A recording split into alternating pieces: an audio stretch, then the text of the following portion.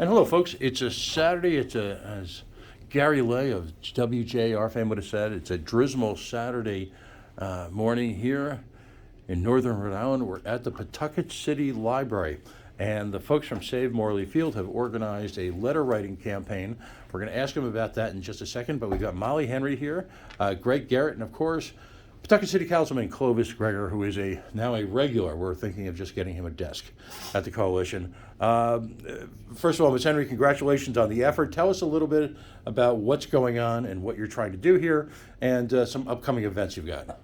Yeah, so we're here at the Pawtucket Central Library, and we are hosting a letter writing campaign to write letters to the Department of Environmental Management to get them to protect and speak out against redeveloping Morley Field, our only green space in District 5 of Pawtucket. And this is just an opportunity to get your voice heard, fill in some letters. We have some templates, and we'll be doing this again next Thursday, the 19th, at 5 p.m. to 8 p.m. You can drop by anytime and join us. We have stamps, envelopes. You can do it online with us. You can do it from scratch and write your own language. We're here to help. Excellent, excellent. It's interesting because you mentioned the Department of Environmental Management. The coalition reports on them regularly. We speak to those folks, but they've been conspicuously absent from any of the public hearings, any of the protests, any public contribution, if you will, to the discussion. And I'll just say it appears that they, from my perspective, and I'm not asking you to comment on this, but they appear skittish. How's that for the word today? They appear skittish at getting involved. What does DEM need to do from your perspective right now? They need to come out and publicly state the importance of keeping the park as a park, and they need to put pressure on the city to keep it just as it is, a park, and put resources into it so that it is a safe and enjoyable place for people to spend time in. Now, Councilor Gregor, you've made it very clear from day one. In fact, in many cases, again, I'm going to tease you with this. It's out of admiration. You appear to be the legal authority. You are a practicing attorney on a number of the relationships between Morley Field, the city, government contributions, and the responsibilities that the city has with regard to its own internal due diligence regarding the sale and what ultimately you hope is the rehabilitation of Morley Field. Where do things stand with the city right now, and what needs to happen? Is this in fact a binding sale? You had mentioned in one very dramatic moment at a city council meeting that the city had not done its due diligence with respect to the valuation of the property before the sale. Where does all of that stand right now? Well, as you know, we have increased public notice and information regarding what's happening with Morley Field. And as you know, we managed to preserve a portion of Morley Field, as it's made up of 2 lots. And we were hoping after we were able to save one of the lots that they would stop this action. It didn't make sense. However, apparently they've decided to go forward with it. In the interim, and obviously we plan on fighting and ensure that Morley Field's preserved, the entirety of it, not a portion or anything along those lines.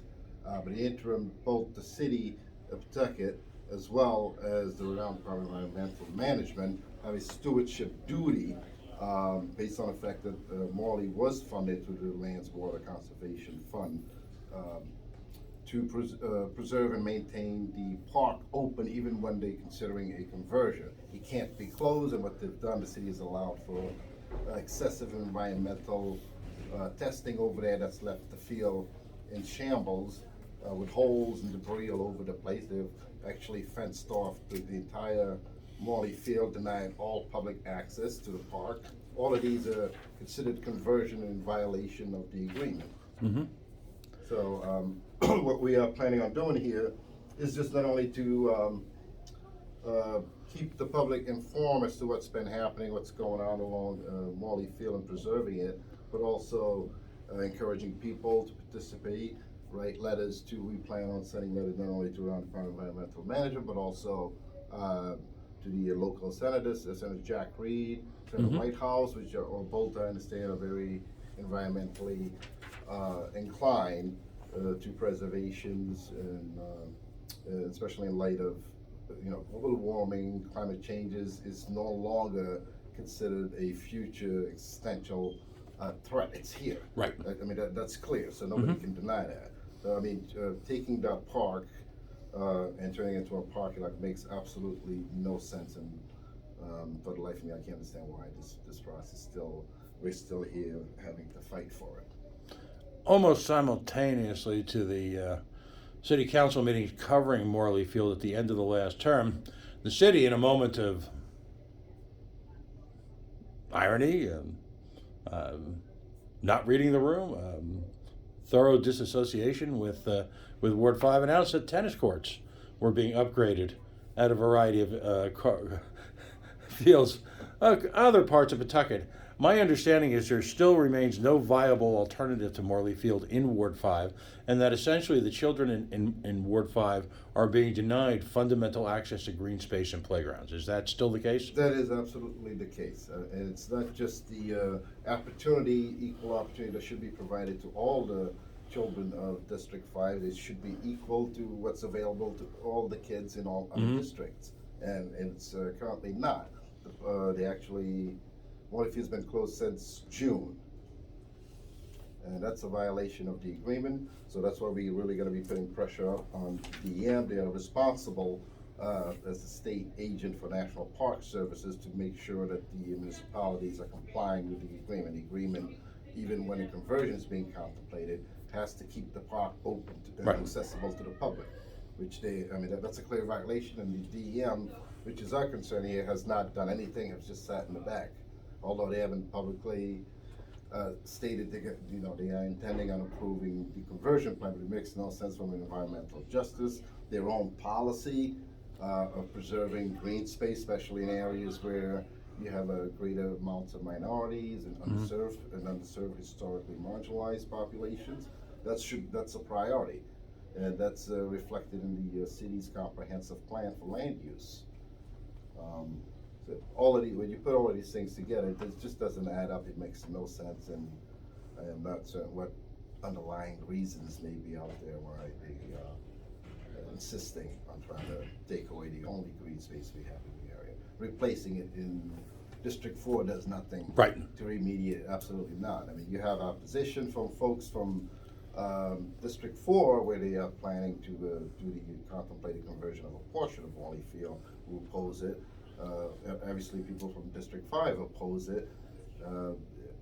Nobody's for this but the administration and the interested parties looking to develop it.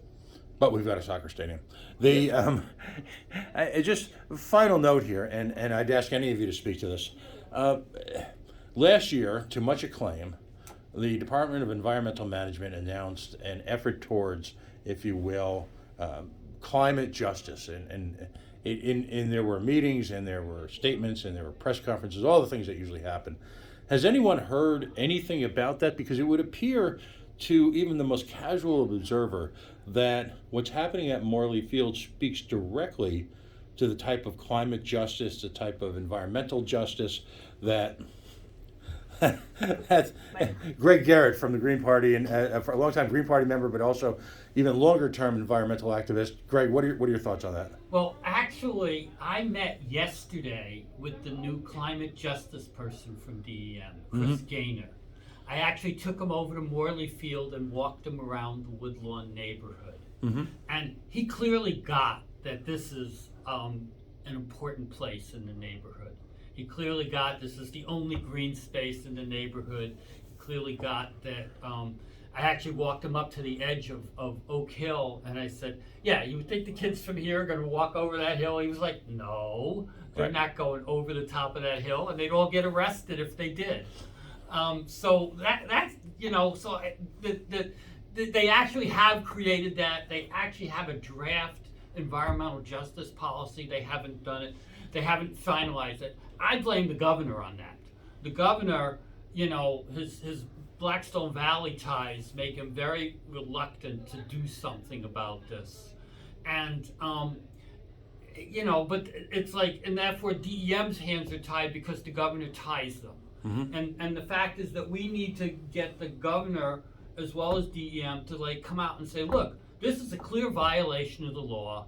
It's a clear violation of our moral principles, of our climate justice principles, and that this is actually something that we need to say right now is to tell the city of Pawtucket to cut it out and to like go fix that park. There's plenty of money right now to fix that park, and they are not using it. They're basically doing everything they can to avoid saying, look, we have resources, we should do this, and they aren't doing it. And it's kind of ridiculous, and I blame the governor for not, you know, just picking up the phone and calling Mayor Gerritt and saying, look, you know, cut this crap out, you know, and he could do it if he wanted to, but he doesn't want to because he hasn't thought about it well enough to like understand that that's important. Let me just throw one thing out to you in closing here. I've been covering activism for a very long time, and I've been an activist for a very long time.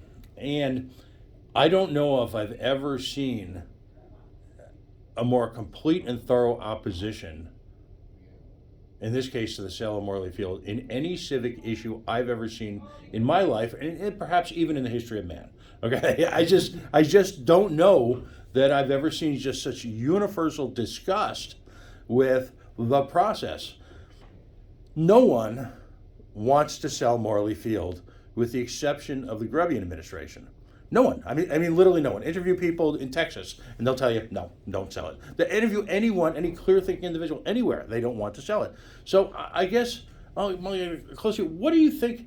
I mean, sure, there's the short-term cash that the city will get, but that's de minimis relative to the long-term budget. What's the rush? What's the point? Why? Is there any overriding factor that any of you can think of that would encourage people or give them the slightest notion that someone thought this was a good idea? Well, I mean, that's been my concern the whole time. Is it should never have been considered. I mean, Right. That's the whole point. The city's comprehensive plan in terms of land use specifically addresses the fact that green space needs to be preserved and recognizes that District 5 is lacking in those things. Now, to come and take it is contrary to not only the city's comprehensive plan, it's contrary to the state's comprehensive plan. And as Greg just mentioned, the whole policy with DEM is to prevent these sort of Right. things from happening, environmental justice and so forth. I mean, I don't know why it's still in the draft stage. It should be put out there, and they should actually be doing the proper stewardship of Morley. I mean, Molly here works for the American Forest, and she has put out a report which specifically outlines that District 5 has the lowest score of equity for trees and green space than any other district in the city. Actually, one of the lowest in the state. In the state. Yeah. Well, there you go. So, We'd love to see that, by the way. If yeah, you could share I that, can it would be great. easily share that. Yeah, I have a copy of it. She did a wonderful job with that. It's very specific. And also, I mean, one of the things is I think they're overlooking the future overall health and welfare of the residents of District 5 and the children. Right. So, I mean, these implications are not short term, they're long term. Right. No, agreed. And that's our editorial perspective from our little organization. So thank you all for spending time with me. I know you're busy right now. You're trying to get some stuff done in the waning moments of this morning. Again, we're Thursday, same bat time, Yep. same bat state, No, 5 o'clock? Thursday, 5 to 8 p.m. Anytime, drop by. We'll be right by the front desk. Okay, great. Folks, And people can reach out to me. I'm the District 5 counselor. Clovis Gregor at yahoo.com or cgregor@pawtucket.com as well. excellent. Folks, enjoy the rest of the weekend, and we applaud, as always, this type of direct civic engagement. And let's get some more people out here. Congratulations on your effort today. Thank you. Thank you.